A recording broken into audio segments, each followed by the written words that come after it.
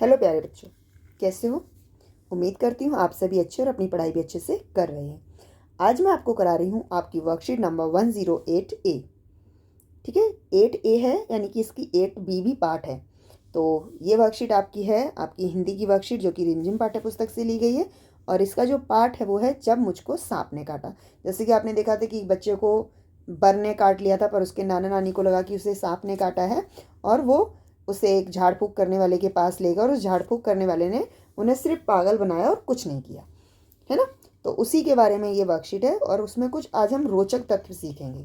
ठीक है, कुछ मज़ेदार बातें सीखेंगे। तो वर्कशीट शुरू करने से पहले आपको आपकी क्लास लिखनी है, सेक्शन लिखना है, डेट लिखनी है 11 नवंबर 2021, आपका नाम लिखना है और आपकी टीचर का नाम लिखना है, और उसके बाद ये वर्कशीट शुरू कर देनी है। तो आइए शुरू करते हैं आपकी वर्कशीट नंबर 108A। बच्चों, आपने पाठ जब मुझको सांप ने काटा को ध्यानपूर्वक पढ़ा और जाना है। अज्ञानता के कारण किस प्रकार गांव के लोग अंधविश्वास के जाल में जकड़े हुए थे और झाड़ फूंक में विश्वास कर रखते थे। आइए अब पाठ में से लिए गए इस वाक्यांश को पढ़ते हैं। अपने अहाते में एक छोटा सा सांप रेंगते देखा, वह धीरे धीरे रेंग रहा था। सांप एक रेंगने वाला जीव है। आइए ऐसे ही जमीन पर रेंग रेंग कर चलने वाले कुछ और जीव जंतुओं के बारे में जानते हैं। तो सांप क्या होता है कि उसके पैर नहीं होते हैं, वो रेंग कर चलता है, यानी कि जमीन पर जो घिसट घिसट कर चलता है, तो उसे हम रेंगने वाले जीव कहते हैं। तो और भी बहुत सारे रेंगने वाले जीव हैं, जैसे छिपकली है, केंचुआ है, कछुआ है, मगरमच्छ है। तो आइए हम इनके बारे में भी कुछ रोचक तथ्य पढ़ते हैं।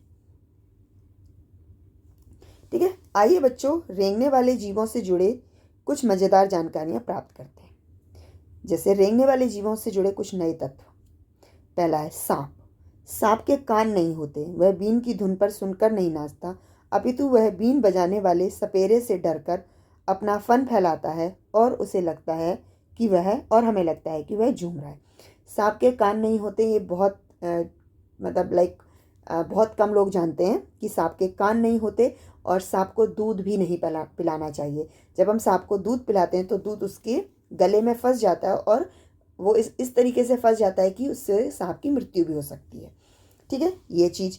और दूसरी चीज़ है कि सांप जो है वो सिर्फ हमारे कंपन से, जैसे जो मूवमेंट होती है उससे रेंगता है और भागता है।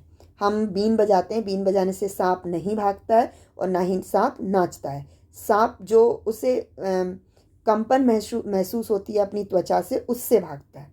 ठीक है, और सांप का जो नृत्य होता है, अगर किसी ने देखा हो कभी, तो जैसे जैसे सपेरा अपनी बीन घुमाता है वैसे वैसे जो सांप होता है वो अपने फन को इधर उधर करता है।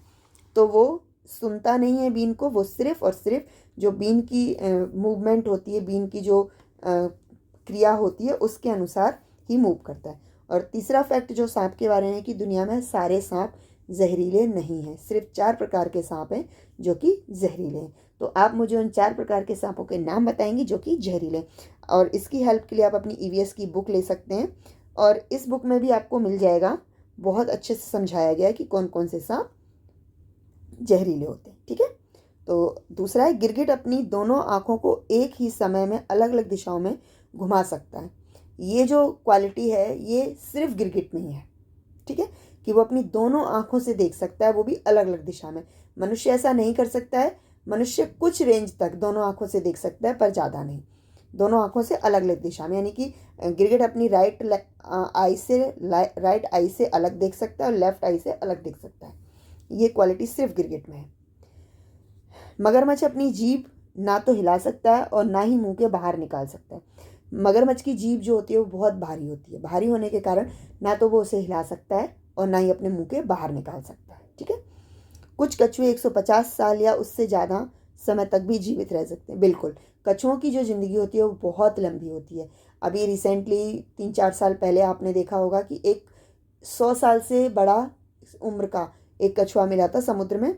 इसी तरीके से कछुओं की जो ज़िंदगी होती है वो 150 यानी कि 150 साल से भी ज़्यादा की होती है। सेम जो चीज़ है मैं आपको एडिशनल बता रही हूँ, जो बरगद का पेड़ होता है उसका लाइफ स्पैन भी बहुत अधिक होता है। तीसरा, छिपकली की नाक भी सांप की तरह ही उसकी जीभ में होती है। ठीक है, तो छिपकली की जो नाक होती है वो जीभ में होती है, छिपकली के अलग से नाक नहीं होती है।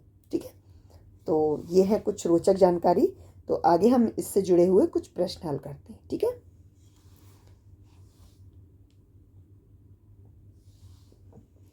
बच्चों रेंगने वाले जीवों से संबंधित मज़ेदार पहेलियों को पढ़िए और उनके उत्तर खाली जगह में लिखिए।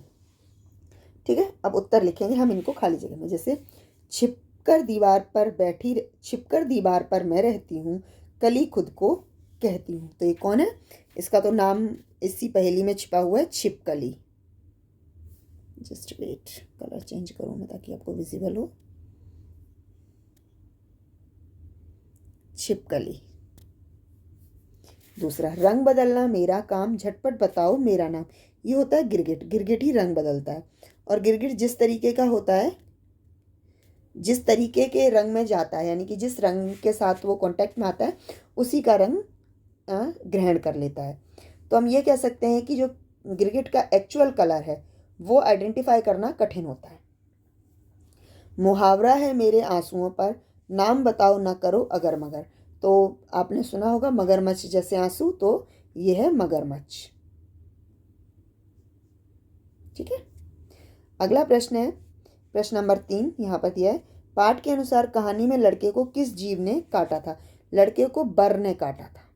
ठीक है, जो मधुमक्खी की बर होती है ना, मधुमक्खी की जो मधुमक्खी होती है, उसके अलावा एक येलो कलर की बर्ड होती है, कह सकते फ्लाई होती है, मक्खी जैसी होती है, जिसे हम कॉमन भाषा में बर्रैया भी कहते हैं, और हम उसे सही से बोलेंगे तो बर होती है। ठीक है, तो ये है इसके सॉल्यूशन। आइए देखते हैं इसमें क्या करना है। आओ बातचीत करें। ये जो चित्र दिया गया है इसमें जो ये लोग बात कर रहे होंगे उसे आपको तेज बोलकर लिखना है और अपने टीचर को समझाना है या बताना है। ठीक है, तो उम्मीद करती हूँ आपके लिए वर्कशीट यूज़फुल रही होगी। अगर यूज़फुल रही है तो इसे लाइक कीजिए, शेयर कीजिए, और नेक्स्ट वर्कशीट के लिए प्लीज़ मेरे साथ जुड़े रहिए और इस चैनल को सब्सक्राइब कीजिए। धन्यवाद।